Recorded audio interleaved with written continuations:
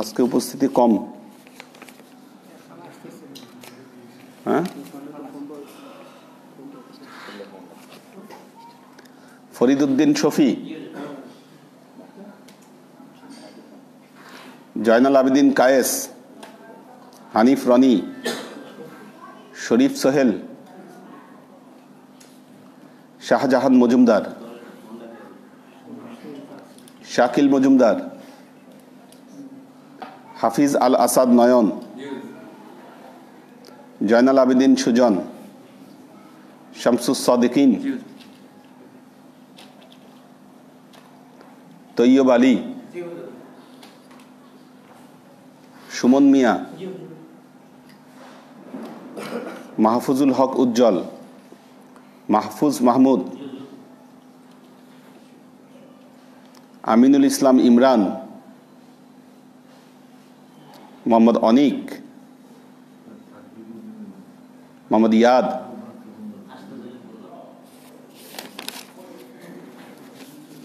ফাহিম ফাইজুল্লাহ। তুমি মিস না, ফাহিম ফাইজুল্লাহ কোথায়? প্রতিদিন আসে তো। হ্যাঁ,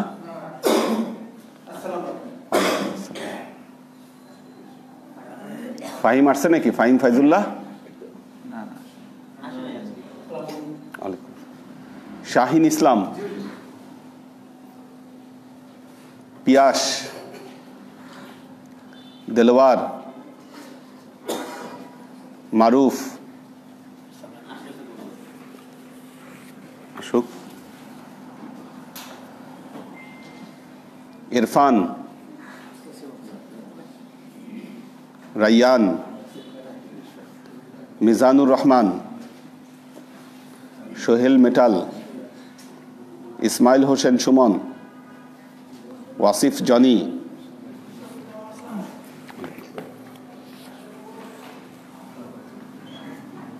রৌনক, সুলাইমান রাজি, অমিত,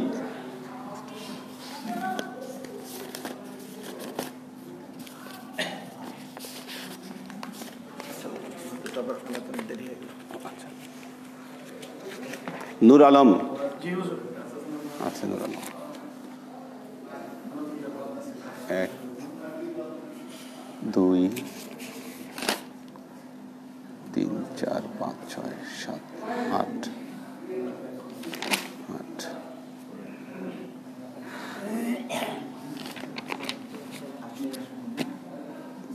মুস্তাহিদ নূর মাহিন,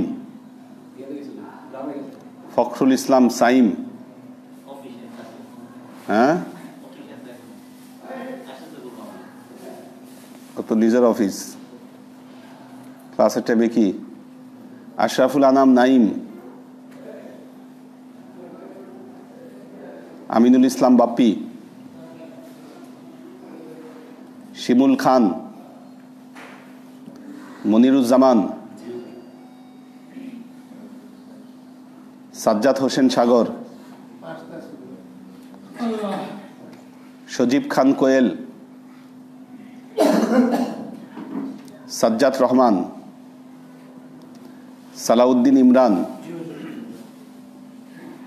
জুনায়েদ, শাকির ইবনে খলিলুল্লাহ, মুশফিকুর রহমান,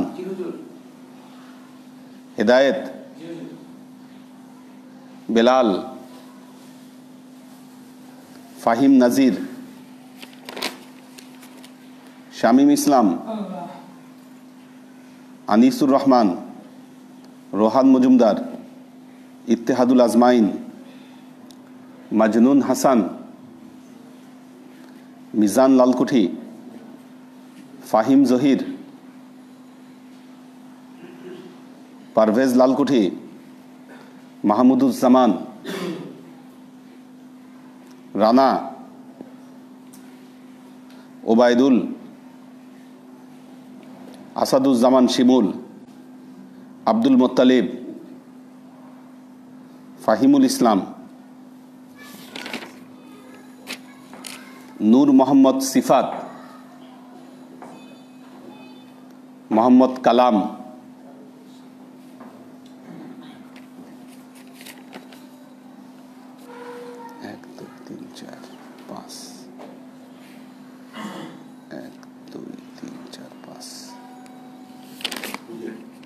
কি হলো দেখি তো না, 1 2 3 4 5 5 6 কি কে কোন গ্রুপে লিখবে? না কোনটাতে না, এখন ও কার সাথে দিলে ভালো হবে? মোতালেবের চাস্তো ভাই। হ্যাঁ, তাহলে কি আব্দুল মোতালিবের গ্রুপে দিব? বি গ্রুপে? হ্যাঁ আচ্ছা দিলাম, দাও বিয়েতে দিয়ে দিই। কি নাম তোমার?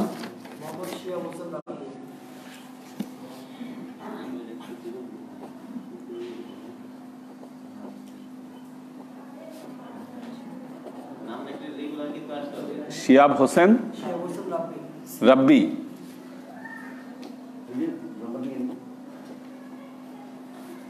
ঠিক আছে,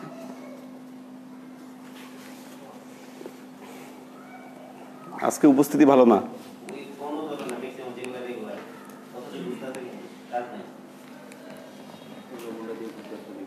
এক গ্রুপের তো দুজনে কেউই আসে নাই, সাইমদের সাইম নাইম কেউই আসে নাই, দুইজনই অ্যাবসেন্ট। আল্লাহর কাছে শুকরিয়া আদায় করি, আল্লাহ খাস দয়া এবং রহমত প্রাপ্ত হয়েছি, কারণ আমরা ভাবি দর্শকদের সামনে বসার তৌফিক আল্লাহ দিয়েছেন। আল্লাহ চরম পরম বেনিয়াদ। আর এই সুবর্ণ সুযোগটা আল্লাহ যাকে পছন্দ করে তাকেই দেন, যাকে পছন্দ করেন না তাকে এই সুযোগটা দেন না। আমরা এই সুযোগটা নিতেছি। আমার বর্তমান হুজুরের আব্বা আমাদের মরহুম হুজুর কেবলার কাছে আমরা ক্লাস করতাম। ক্লাসের একটাই উপজীব্য ছিল দীক্ষা দেওয়া। শিক্ষা তো অটোমেটিক্যালি আমরা পেয়ে যাচ্ছি ওনার ক্লাসের মাধ্যমে। দীক্ষিত হওয়ার জন্য ওনার সামনে বসতে হবে, ওনাকে অনুসরণ করতে হবে, ওনাকে এহতিয়াত করতে হবে, তার মাধ্যমে আমরা দীক্ষাটা পেয়ে যাব। আর দীক্ষা কেন প্রয়োজন? কারণ আমার ভিতরে যদি দীক্ষা না থাকে তাহলে আমি ওর আলটিমেট রেজাল্ট বা ফল পাবো না। আমার শিক্ষা আছে কিন্তু আমি দীক্ষিত নই, যার কারণে আমি কোনো নিজেকে ওই রকম পর্যায়ে নিতে পারতেছি না। গড্ডালিকা প্রবাহে আমার জীবন পরিচালিত হচ্ছে।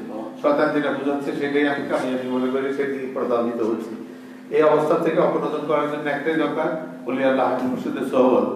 আল্লাহ কোরআন শরীফে বারবার বলছেন, হুজুর কিবলা থেকে আমরা শিখছি যে অকুন মা সাদিকিন, সাদিকিন ব্যক্তির সাথে মা হয়ে যাও, মিশে যাও।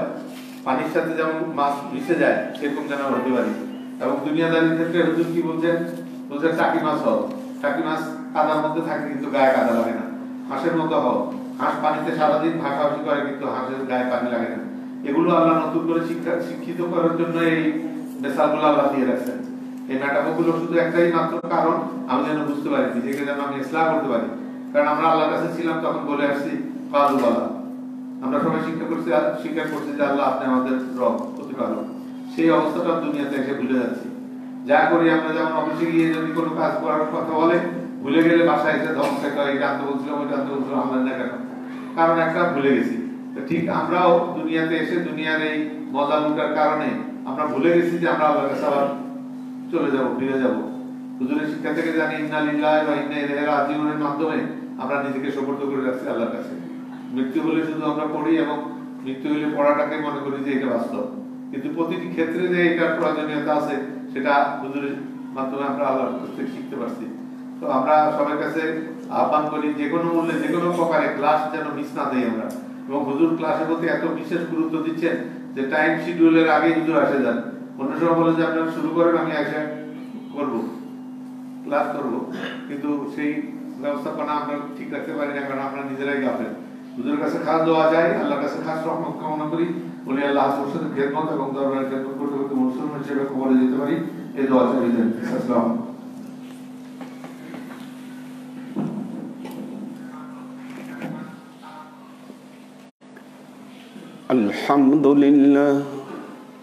الحمد لله نحمده ونستعينه ونستغفره ونؤمن به ونتوكل عليه ونعوذ بالله من شرور أنفسنا ومن سيئات أعمالنا من يهد الله فهو المهتدي ومن يضلل فلن تجد له وليا مرشدا فنشهد أن لا إله إلا الله وحده لا شريك له ونشهد أن سيدنا وسندنا ونبينا محمدا صلى الله عليه وسلم الذي أرسله الله بالحق بشيرا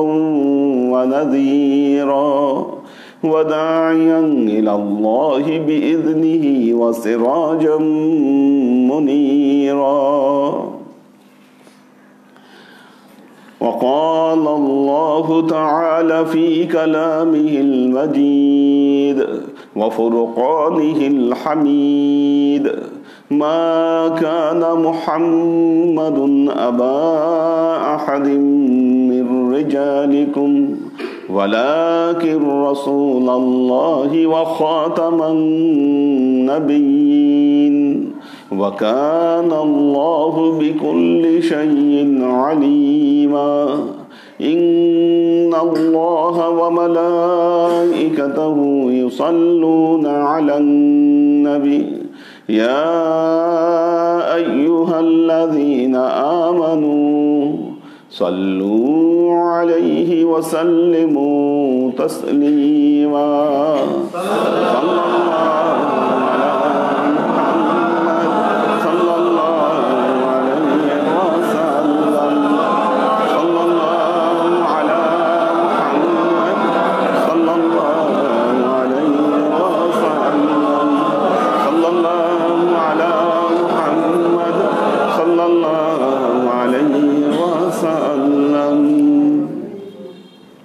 আল্লাহর আশিক ও সালেক প্রীত। সূরা আহজাব আয়াত নম্বর 34। আল্লাহ রাব্বুল আলামিন ইরশাদ করছেন,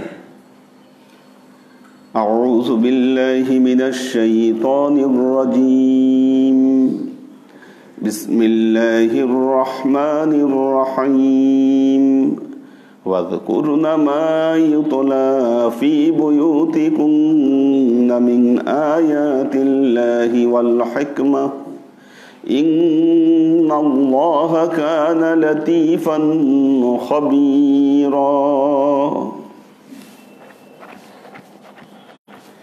নারীদেরকে আল্লাহ নির্দেশ দিচ্ছেন নিসা ইন নবী। আয়াতের মুখাতেব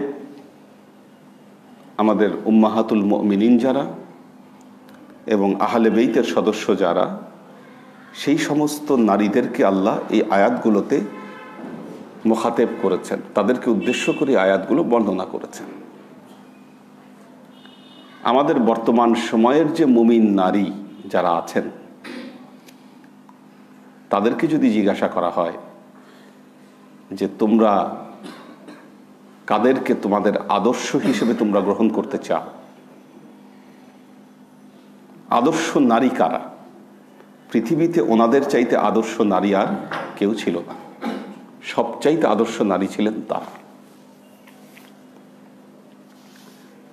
আজকে জাতীয় সংসদে একটা সেমিনার ছিল, ওখানে কিনোট স্পিকার আমি ছিলাম। এটা হচ্ছে role of Sufism to establish fostering, ইয়াটা ভুলে গেলাম, আমি নিজেই ভুলে গেলাম। অর্থাৎ আমাদের যে সামাজিক শান্তি প্রতিষ্ঠায় যে সুফিদের ভূমিকা যুগে যুগে তারা পালন করেছেন, এটার উপরই পুরো আর্টিকেলটা ছিল। তো আমরা যদি সমাজের নারী, এটা একটা গুরুত্বপূর্ণ অংশ, নারীরা সমাজের কোনো সমাজকে যদি নষ্ট করে দিতে হয়, তাদের নারীগুলোকে নষ্ট করে দিলে সমাজ এমনিই শেষ হয়ে যাবে, সামাজিক ব্যবস্থাপনা বলতে আর কোনো কিছু থাকবে না। কাজেই নারীরা সমাজের গুরুত্বপূর্ণ অংশ, তাদেরকে যদি ঠিক রাখা না যায়, একটা সমাজ সম্পূর্ণভাবে শেষ হয়ে যাবে।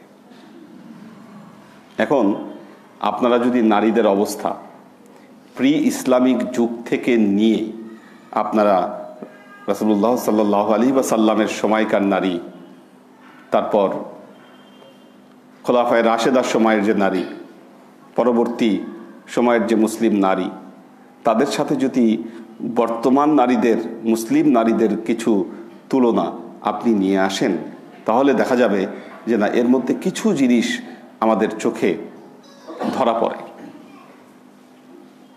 আপনি জানেন যে আল্লাহ নবী এমন সময় পৃথিবীতে এসেছিলেন যখন নারীদের অবস্থা খুবই শোচনীয় ছিল। আপনারা যারা হজ করতে গিয়েছেন তারা ওই কবর এখনো দেখেছেন যেখানে নারীদেরকে জ্যান্ত কবর দেওয়া হতো, সে কবর এখনো আছে। আল্লাহ নবী কিন্তু নারীদের এম্পাওয়ারমেন্ট যেটাকে বলে, সেটার জন্য গুরুত্বপূর্ণ কিছু ভূমিকা আমাদের নবী মুহাম্মদ মুস্তাফা সাল্লাল্লাহু আলাইহি ওয়াসাল্লাম পালন করেছেন। 1450 বছর আগে আরবদের নারীদের এম্পাওয়ারমেন্ট যা ছিল, আধুনিক যুগে আপনি 1600 খ্রিস্টাব্দ 1700 খ্রিস্টাব্দে আপনি পাশ্চাত্যে আপনি নারীদের আপনি এই অধিকারগুলো আপনি দেখতে পাবেন না। হিন্দু নারীরা এখনো আমাদের বাংলাদেশি হিন্দু আইন অনুযায়ী তারা পৈতৃক সম্পত্তির মালিক হতে পারে না, মালিক হতে পারে না। একটা জিনিস খেয়াল করে দেখেন, আমরা আজকে যে আরব দেশটাকে চিন্তা করি, সৌদি আল আরাবিয়া, যেটার আগের নাম ছিল হেজাজ ছিল।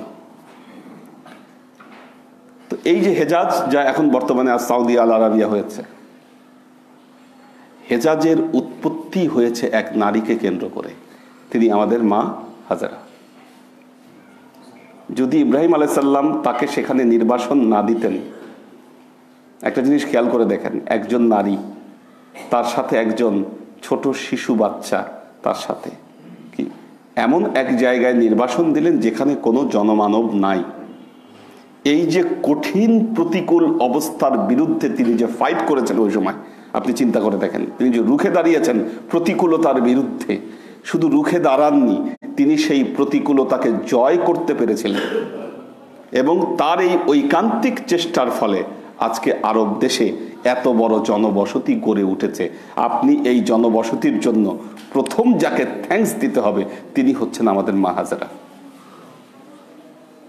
ওনার অবদান আপনি যদি একটু ঠান্ডা মাথায় চিন্তা করেন, ওনার অবদান আমরা কখনো এটাকে আমরা বলে ওনার এই অবদানের স্বীকৃতি দিতে পারবো না। তিনি কি কঠিন অবদান পালন করেছেন সেখানে।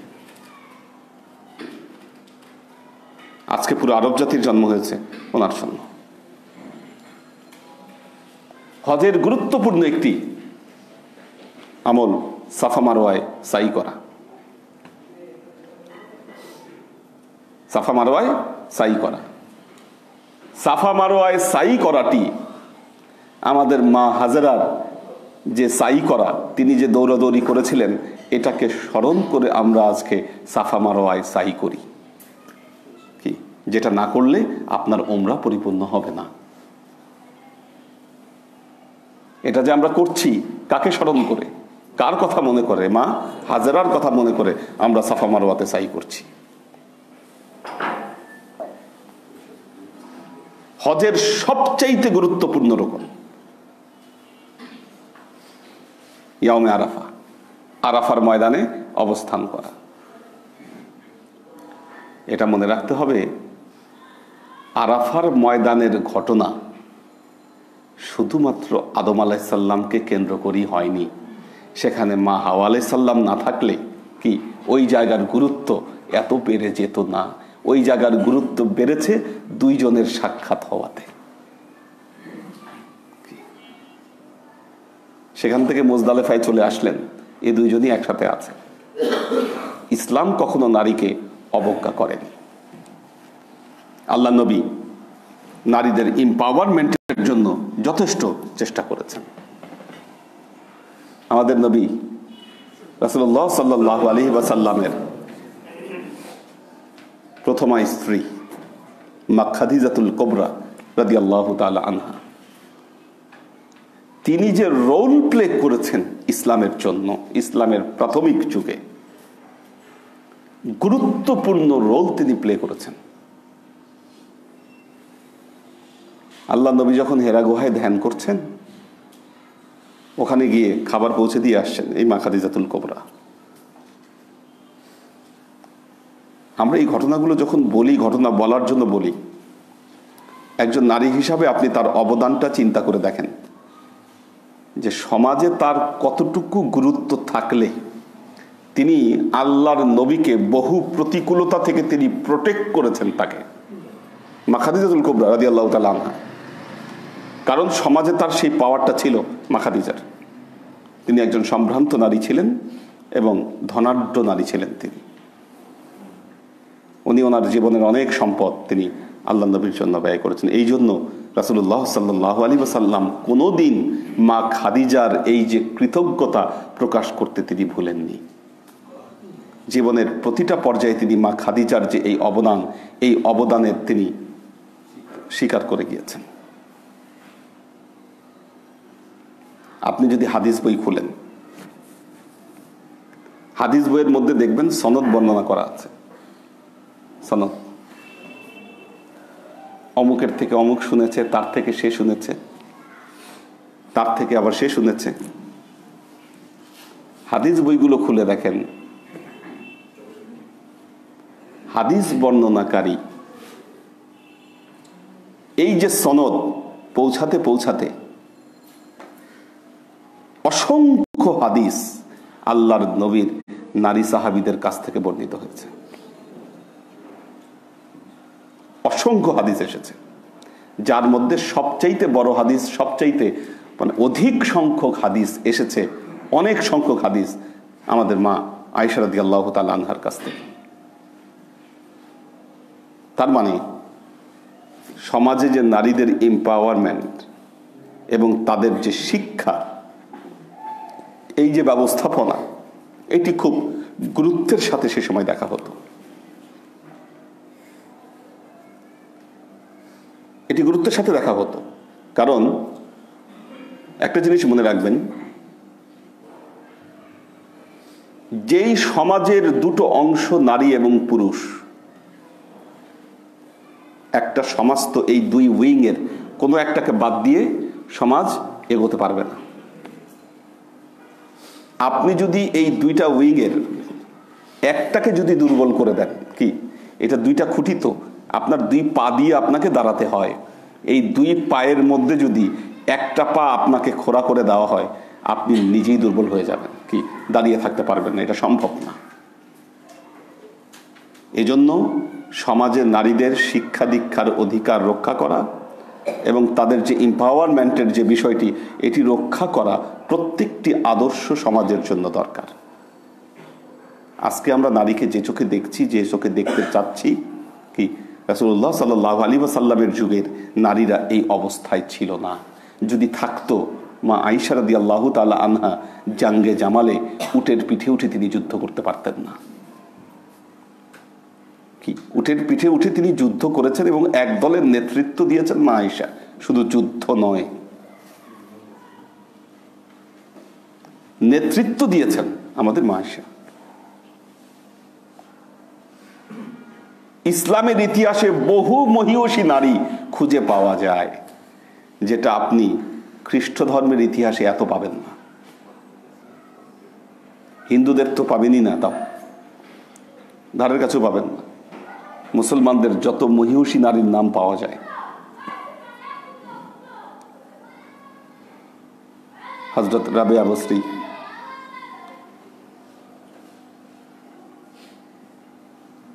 কমে হযরত মাসুমা, হযরত রাবেয়া বসরি, হযরত মাসুমা, জাহানারা, বিবি জামাল, খাজা মঈনুদ্দিন চিশতির একজন মেয়ে ছিলেন। এরকম অসংখ্য নারীদের সন্ধান পাওয়া যায়। আপনারা জানেন যে ভারতবর্ষের শাসক যারা ছিলেন, তাদের মধ্যে একজন গুরুত্বপূর্ণ নারীর নাম ছিল মুসলিম শাসক সম্রাজ্ঞী সুলতানা রাজিয়া।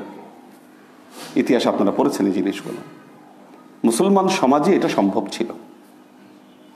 আর যতদিনই সম্ভব ছিল ততদিনই মুসলমানরা পুরো পৃথিবীকে নেতৃত্ব দিয়েছে। অটোমানরা 600 বছর শাসন করেছে পৃথিবীতে। আল্লাহর আশিক ও সালেক বৃন্দ, কাজেই দেখুন, ওয়াযকুরনা মা ইউতলা ফি বুয়ুতিকুমনা মিন আয়াতিল্লাহি ওয়াল হিকমা। ওয়াযকুরনা,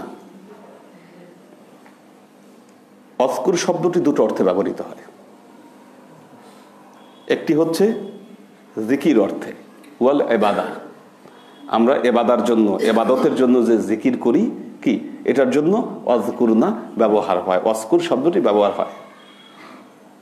আল্লাহ বলছেন ফাযকুরুনি আযকুরকুম ওয়াশকুরুলি ওয়ালা তাকফুরুন, আমাকে স্মরণ করো, আমিও তোমাকে স্মরণ করব। এটা হচ্ছে ওয়াযকুরনা। এই জিকির শব্দটি নসিহত অর্থেও ব্যবহৃত হয়, নসিহত অর্থেও ব্যবহৃত হয়। ওয়া ইযা নুদিয়া লিস-সালাত মিন ইয়াউমিল জুমআ, আল্লাহ বলছেন ফাসআউ ইলা যিকরিল্লাহ, যখন জুমার দিনের আজান দেওয়া হয়, আজান দিলে কি করো? ফাসআউ ইলা যিকরিল্লাহ, আল্লাহর জিকিরের দিকে তোমরা দৌড়ে আসো। কি এটা হলো মুফাসসিরগণ বলছেন, হযরত আব্দুল্লাহ ইবনে আব্বাস রাদিয়াল্লাহু তাআলা আনহু এটা তাফসিরে বলেছেন যে ইলা যিকরিল্লাহ, এই জিকিরটা হলো জুমা, খুতবাতুল জুমা, জুমার খুতবা শোনার জন্য তোমরা আসো। তার মানে কি এটা নসিহত, ওয়াজ নসিহত। ওয়াযকুরনা মা ইউতলা ফি বুয়ুতিকুন্না, আল্লাহ বলছেন তোমাদের ঘরে যা তেলাওয়াত করা হয়, যা বলা হয়, এটাকে তোমরা স্মরণ করো বা এর নসিহত তোমরা মানুষের কাছে পৌঁছে দাও। এর নসিহত মানুষের কাছে পৌঁছে দাও, এগুলোকে তোমরা স্মরণ করো। মা ইউতলা, যা তেলাওয়াত করা হয়, যা আলোচনা করা হয়, ফি বুয়ুতিকুমনা, তোমাদের ঘরের ভেতরে, সেটা কি? মিন আয়াতিল্লাহি ওয়াল হিকমাতি, আল্লাহর আয়াত থেকে, কোরআন থেকে যা আলোচনা করা হয়। আরেকটা হলো ওয়াল হিকমা, হিকমত থেকে।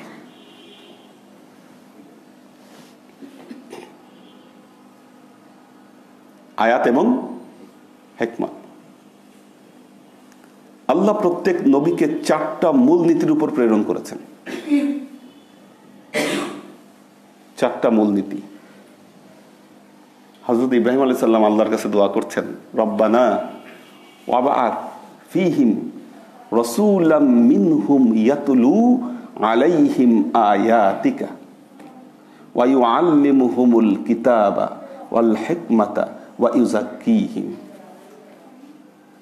4টা মূলনীতি। ইয়াতুলু আলাইহিম আয়াতিক, 1 নম্বর হলো আপনার আয়াত মানুষের কাছে তেলাওয়াত করে শোনাবে, আপনার আয়াত পৌঁছে দিবে, ওহী পৌঁছে দিবে। ওয়া ইউআল্লিমুহুমুল কিতাব, কিতাব মানে হচ্ছে জীবন ব্যবস্থা, মনে রাখবেন। আমরা কিতাবের অর্থ করি বই, বাট কিতাব শব্দটি বই অর্থে নয়, এখানে জীবন ব্যবস্থা অর্থে ব্যবহৃত হয়েছে। নবীরা জীবন ব্যবস্থা শিক্ষা দিয়েছেন, কিভাবে জীবন চালাতে হবে তার ডিরেকশন প্রত্যেক নবী কিন্তু দিয়ে দিয়েছেন। প্রত্যেক নবী জীবন চালানোর যে ডিরেকশন, এটা মানুষকে দিয়েছেন কিভাবে চালাবে। আমরা কি বলি? জীবন দর্শন বলি না? এখানে একটা জিনিস মনে রাখবেন, যেই মুসলমান তার জীবন দর্শন হিসাবে কার্ল মার্কসের দর্শন আপনি আপনার জীবনের ক্ষেত্রে গ্রহণ করেন, মাও সেতুংয়ের দর্শন আপনি আপনার জীবনে গ্রহণ করেন, লেনিনের দর্শন আপনি আপনার জীবনে কি করেন? গ্রহণ করেন, সেই অনুযায়ী আপনি আপনার জীবনকে চালান বা চালাতে চান, কোনোভাবে কাল কিয়ামতের ময়দানে আপনি প্রমাণ করতে পারবেন যে আপনি উম্মতে মুহাম্মাদী? হ্যাঁ, আপনার নবীর যদি সুনির্দিষ্ট কোনো জীবন ব্যবস্থা না থাকতো, তিনি যদি কোনো জীবন দর্শন না দিতেন, আমাদের নবী যদি জীবন দর্শন না দিতেন, তাহলে আপনি বলতে পারতেন যে না ঠিক আছে, আমার মাও সেতুংয়ের ফিলোসফি আমার ভালো লাগে। কি কার্ল মার্কসের ফিলোসফি আমার ভালো লাগে, বলতে পারতেন আপনি। নবীর উম্মত হয়ে নবীর দেওয়া জীবন দর্শন ছাড়া অন্য কোনো জীবন দর্শনে আপনি আপনার জীবন গড়তে পারেন না, এটা সম্ভব নয়। আরেকটা জিনিস মনে রাখবেন, পৃথিবীর সকল ধর্মের সাথে ইসলাম ধর্মের মৌলিক পার্থক্যটা এই জায়গায়। কোথায়? This the important question. পৃথিবীর সকল ধর্মের সাথে ইসলাম ধর্মের মূল পার্থক্যটা এই জায়গায় যে পৃথিবীর বাকি ধর্ম এটা একটা রিচুয়ালস মাত্র। ধর্ম হচ্ছে ওদের একটা রিচুয়াল, কিছু রীতিনীতি, এটা পালন করলে ধর্ম হয়ে যায়। খ্রিস্টানরা দেখবেন ঘরের মধ্যে মদ খায়, যেমন খুশি তেমন জীবন যাপন করে, আর যখন স্রষ্টার কথা স্মরণ হয় গির্জায় গিয়ে একটু প্রার্থনা করে আসলেই হয়ে যায় সব। জীবন যেভাবেই চলুক না কেন, ধর্ম হচ্ছে গির্জায়। হিন্দুদের ধর্ম মন্দিরে, বৌদ্ধদের ধর্ম মঠে, কি এর বাইরে নাই। কিন্তু আল্লাহ নবী আমাদেরকে যা দিয়েছেন ইসলাম, এই ইসলাম মসজিদে সীমাবদ্ধ কোনো ধর্ম নয়। এটাকে যদি মনে করেন আপনি, তাহলে আপনি ইসলামের কিছুই পালন করতে পারলেন না, কিছুই করলেন না, আপনি বুঝলেনই না কিছু। তখনই আপনি প্রকৃত মুসলিম যখন আপনি জীবনাদর্শ হিসাবে মুহাম্মদ রাসূলুল্লাহ সাল্লাল্লাহু আলাইহি ওয়াসাল্লামের পূর্ণাঙ্গ জীবন দর্শনকে আপনি ফলো করবেন। আর মুসলমানরা যখনই এটা করতে পেরেছে, তাদের ইহকালীন এবং পরকালীন জীবন উভয় জগতে তারা সফলতা লাভ করেছে, মনে রাখবেন, উভয় জীবনে। আল্লাহ তো চায় মানুষকে উঠাতে, মানুষ উঠতে চায় না। আজব মানুষ। আল্লাহ বলছেন ইন্নাল্লাহা লা ইউগাইয়িরু মা বিকওমিন হাত্তা ইউগাইয়িরু মা বিআনফুসিহিম। একজন মানুষ তার নিজের ভাগ্যকে সে যতক্ষণ পরিবর্তনের চেষ্টা করে না, আল্লাহ তার ভাগ্যকে পরিবর্তন করেন না। আল্লাহ দেখেন মানুষকে তার চেষ্টাটা কোথায়। যখন একটা মানুষ সত্যিকার অর্থে ইখলাসের সাথে সে যখন চেষ্টা করে, আল্লাহ তাকে সাহায্য করেন, মনে রাখবেন। তাহলে নবীদের দায়িত্ব ছিল কয়টা? চারটা। হ্যাঁ, চারটা দায়িত্ব। ইয়াতলু আলাইহিম আয়াতিকা ওয়া ইউআল্লিমুহুমুল কিতাবা ওয়াল হিকমাতা ওয়া ইউযাক্কিহিম। এখানে আল্লাহ মেয়েদের ক্ষেত্রে দুটোর কথা উল্লেখ করেছেন, খেয়াল করে দেখেন। নারীদেরকে দুটো দায়িত্বের কথা স্মরণ করিয়ে দিয়েছেন, চারটা তো বলে নাই। আযকুরনা মা ইউতলা ফি বুয়ুতিকুন্না মিন আয়াতিল্লাহ। আল্লাহর আয়াত, কোরআন শিক্ষা যেটা সেটা। অল হিকমাতা, হিকমা, কিতাব এবং ইউযাক্কিহিম, এ দুটো আসেনি। এ দুটো নারীদেরকে দায়িত্ব দেওয়া হয়নি। তাদের দায়িত্ব যতটুকু ততটুকু তাদেরকে পালন করতে হবে। কারণ জীবন দর্শন যেটা, জীবনাদর্শ যেটা, সেটা পয়গম্বর ছাড়া মুমিনদের জন্য কেউ জীবনাদর্শন দিতে পারেন না, মনে রাখবেন।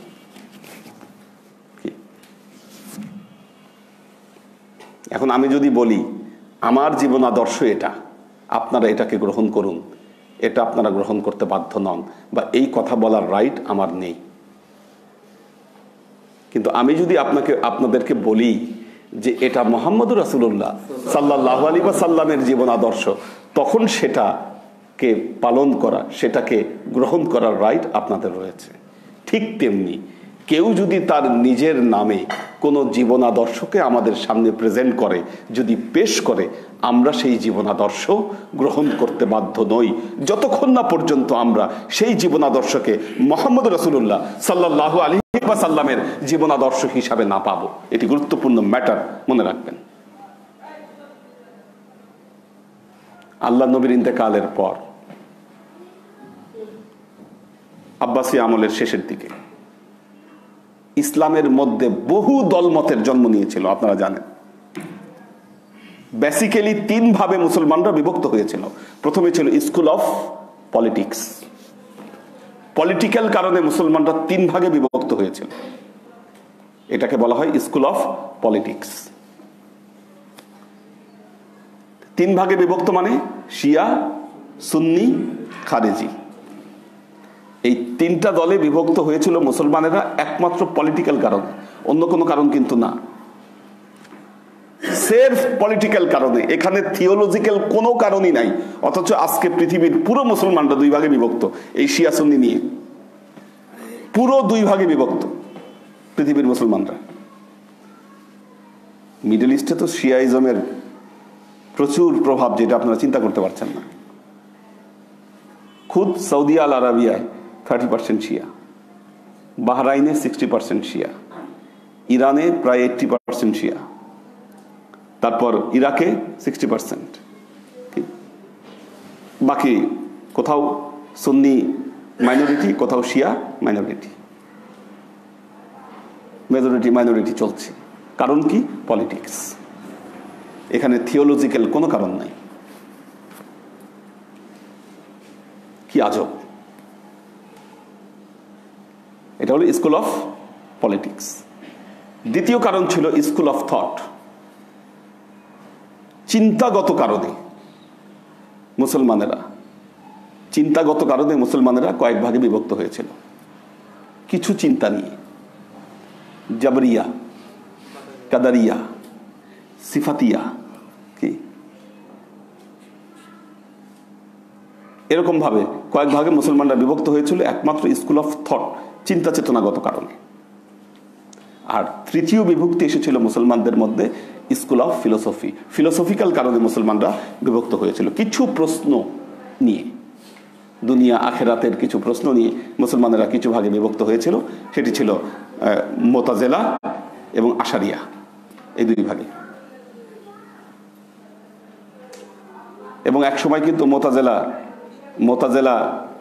মুতাজিলাদের খুবই প্রভাব ছিল, যারা রেশনাল ইসলামে বিশ্বাস করত, যৌক্তিক ইসলামের বাইরে তারা কোনো কিছু বিশ্বাস করতেন। এমনকি তফসিরে কাশাফের যিনি প্রণেতা আল্লামা জামাখশারী রহমতুল্লাহ আলাই, কেউ ওনাকেও বলেছেন যে উনি মুতাজিলা ছিলেন, এই ক্লেইম করেছেন অনেকে, সেও মুতাজিলা ছিলেন। তো ক্লেইম করার প্রুফড হয় সেটা পার্থক্য আছে। তো এই যে কারণগুলো, মুসলমানদের মধ্যে এত বিভক্তি একটা সর্বনাশের দিকে যাচ্ছিল। আপনারা জানেন যে খাজা মহিউদ্দিন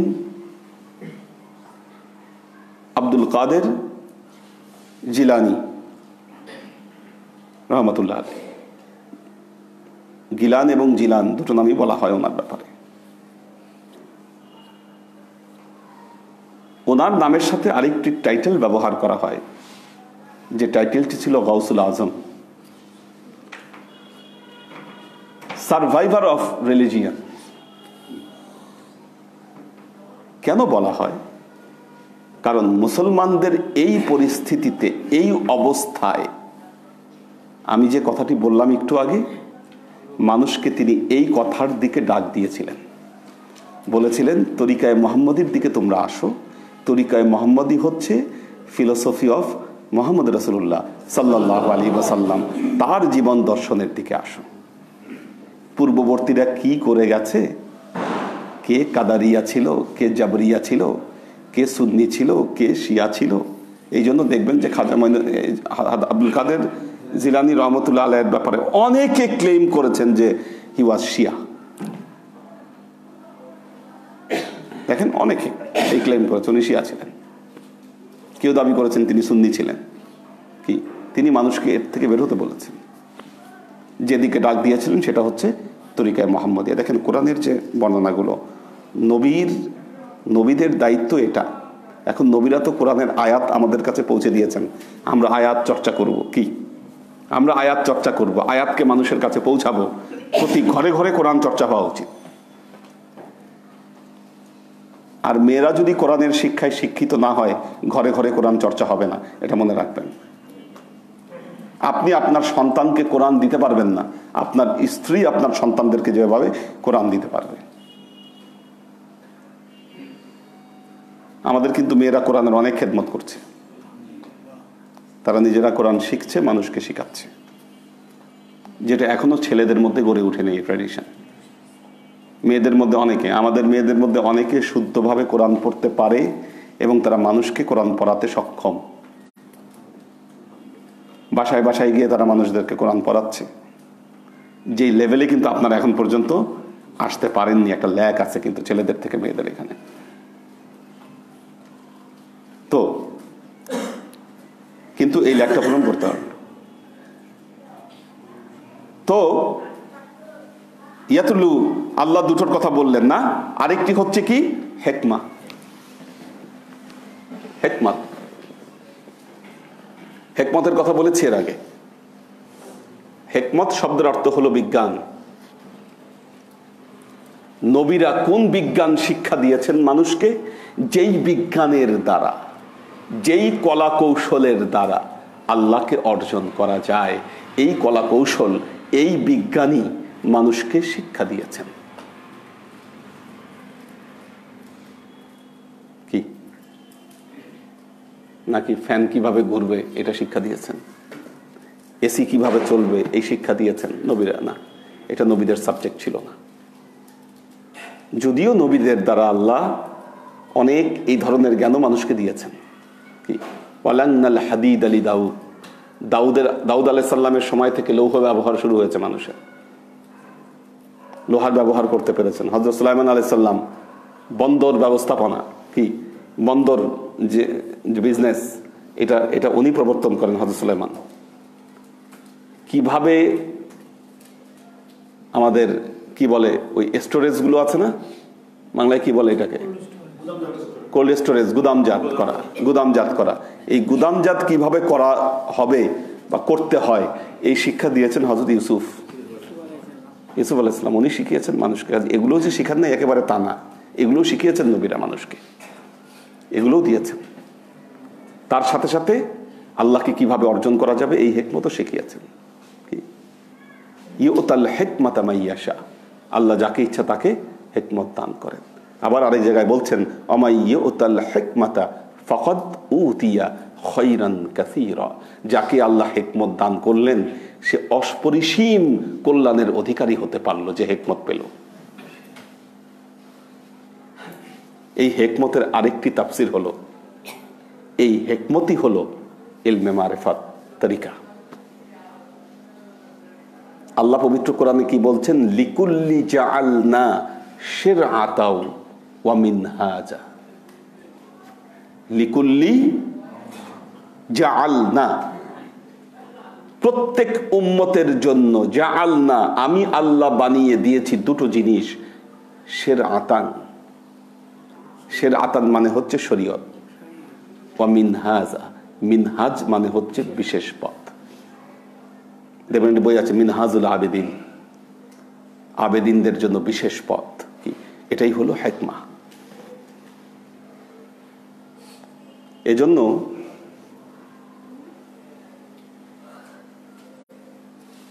পৃথিবীতে অনেক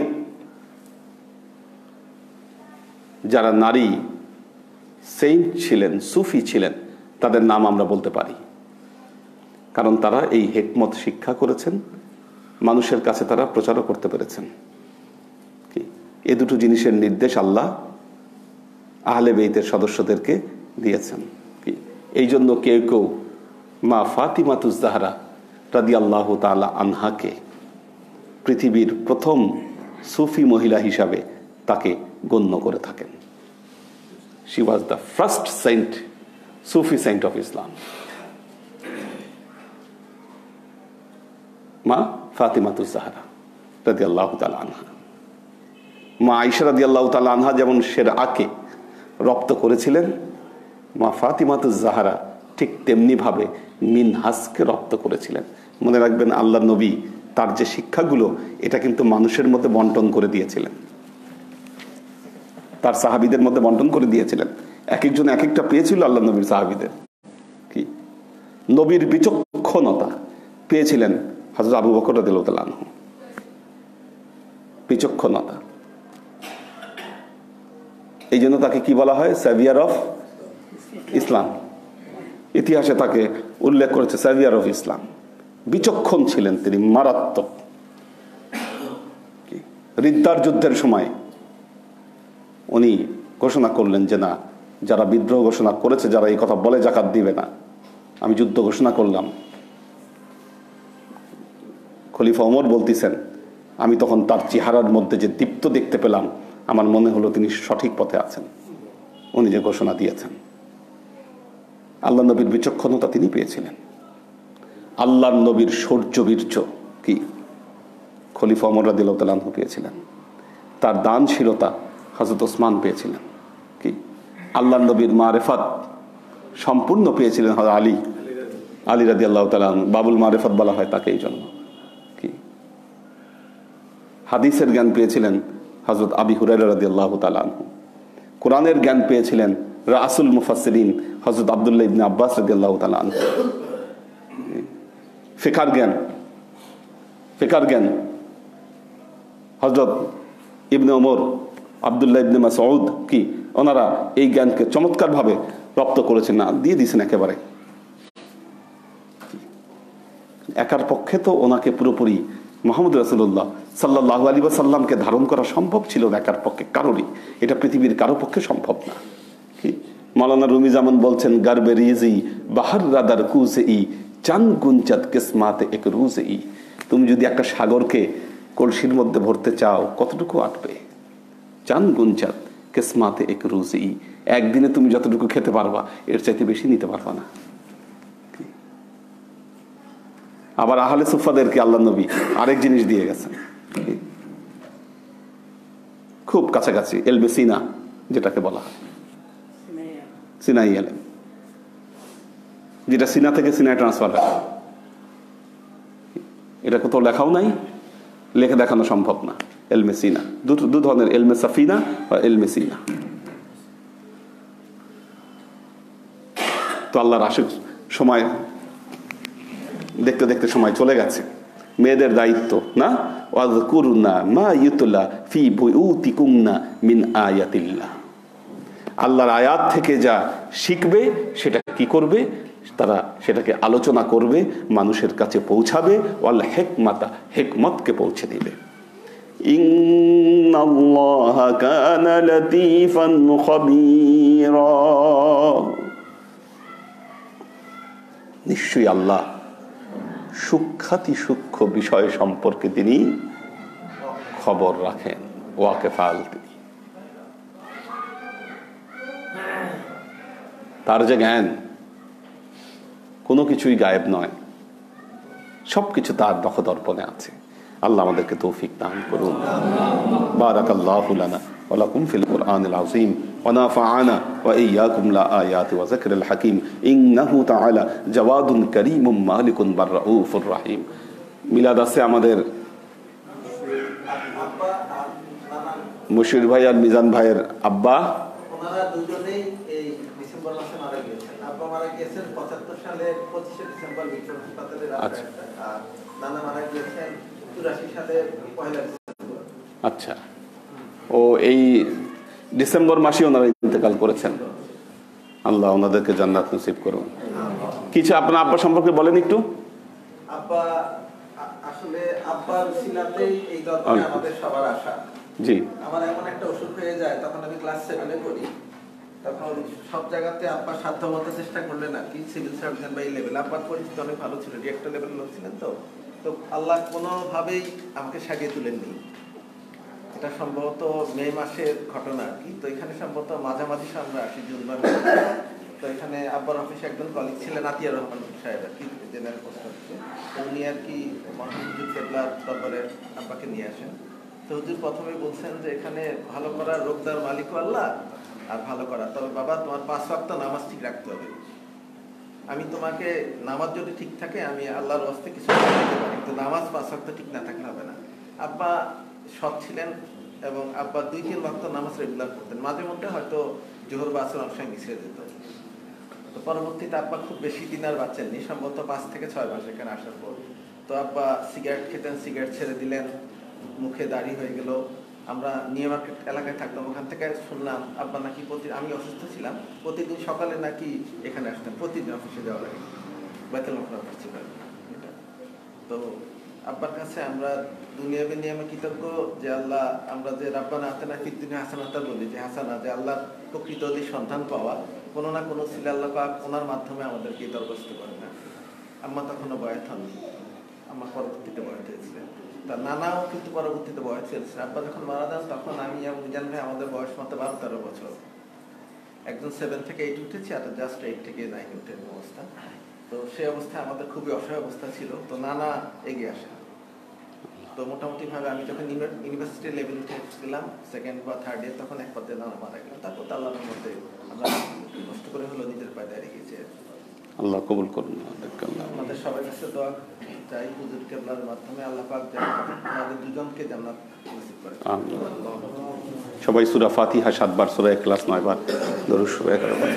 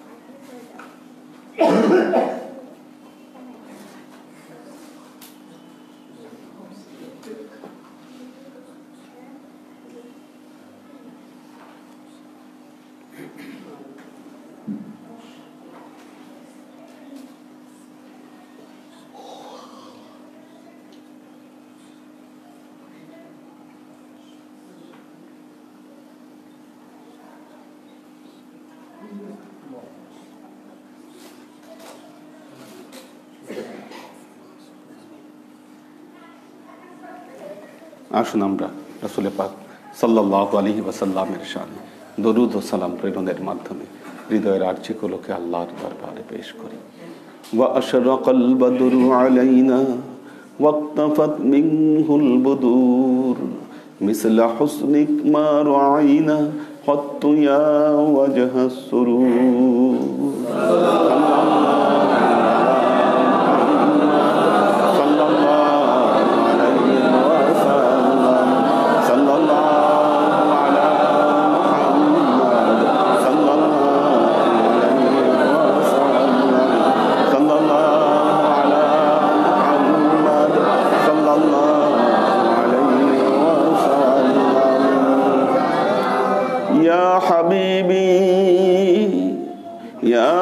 محمد يا عروس الخافقين يا مؤيد يا ممزد يا إمام القبلتين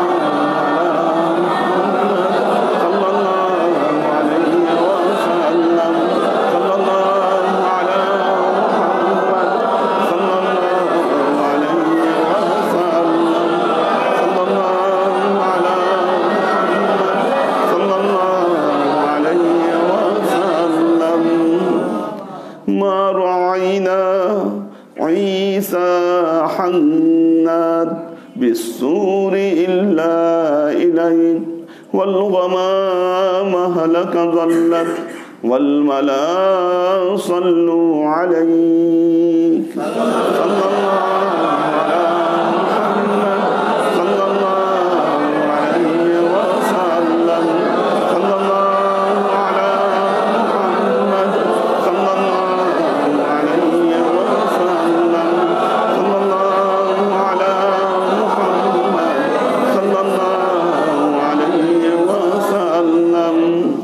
وصلوات الله أحمد عدة أحرف الصدور أحمد الهدي محمد سيد وجه المنير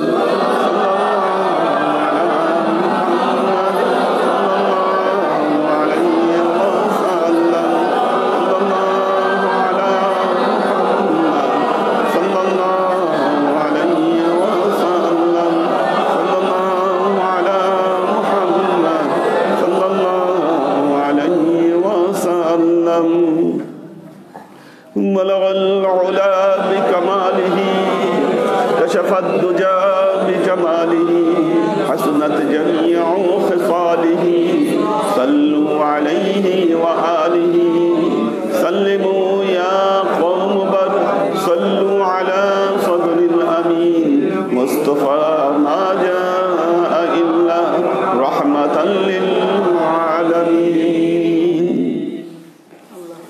اللهم آمين اللهم صل على محمد وعلى آل محمد كما صليت على إبراهيم وعلى آل إبراهيم إنك حميد مجيد اللهم بارك على محمد وعلى آل محمد كما باركت على إبراهيم وعلى آل إبراهيم إنك حميد مجيد ربنا ظلمنا أنفسنا وإن لم تغفر لنا وترحمنا لنكونن خاسرين ربنا آتنا في الدنيا حسنة وفي الآخرة حسنة وقنا عذاب النار ربنا لا تزغ قلوبنا بعد إذ هديتنا وهب لنا من لدنك رحمة إنك أنت الوهاب اللهم إنك عفو تحب العفو فاعف عني يا غفور الرحيم الودود اللهم نور قلوبنا بنور الإيمان ونور قلوبنا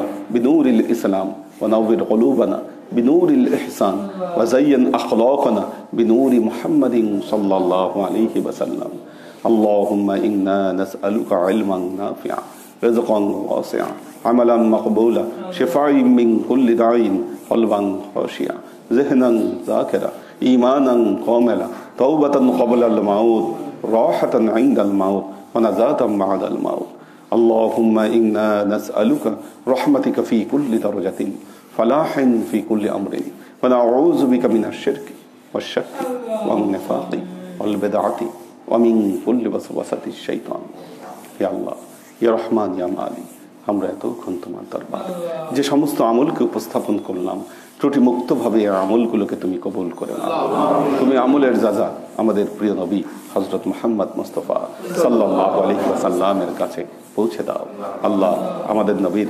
পরিবারবর্গের কাছে তুমি এর যাজাকে পৌঁছে দাও এই দুনিয়ার সমস্ত আম্বিয়ায়ে কেরাম সাহাবায়ে কেরাম তাবেঈন তাবেঈন ওয়ালি আউলিয়া গাউস কুতুব আমাদের মা বাবা ভাই বোন আত্মীয় স্বজন এই দরবার থেকে যত পীর ভাই বোন চলে গেছে সবার রুহে আল্লাহ তুমি এক জায়গাকে পৌঁছে দাও আল্লাহ বিশেষ করে আমরা যাদের জন্য আজকে এখানে এই মিলাদ মাহফিলের আয়োজন করলাম আল্লাহ তুমি তাদের রুহে এর জায়গাকে তুমি পৌঁছে দাও তুমি তাদের পূর্বাপর সমস্ত ত্রুটি বিচ্যুতিকে তুমি মাফ করে দাও আল্লাহ তুমি জান্নাতে তোমার নেককার বান্দা বান্দীদের সাথে তুমি তাদেরকে স্থান দান করো